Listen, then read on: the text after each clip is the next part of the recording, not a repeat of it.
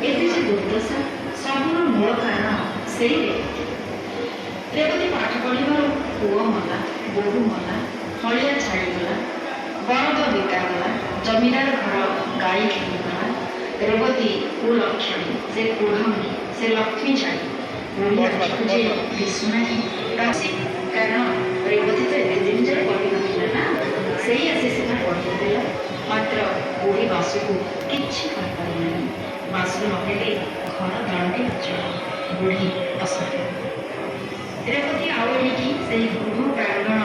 संचारिणी नीलामयी प्रतिमा नुहे ता पाटी आउ कहीं सही बापा माँ गवादिनी सान नीलमयी परी पानी ढलढल होता तार क्षुद्र प्राण तहिरू अति क्षुद्र मनटी एका बेले लुटि जाइछि ता कक्षरे वर्तमान दिन राति समान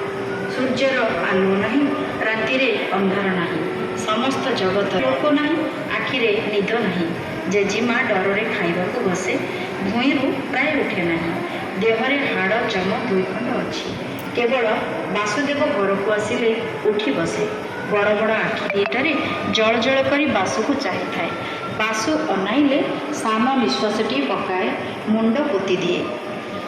बासु पाखरे थिबा जाए ताको चाही रही थाए तेते बेले तार आउ किछि ज्ञान नथाए आखिरे वासुदेव चिंताए वासुदेव समस्त हृदय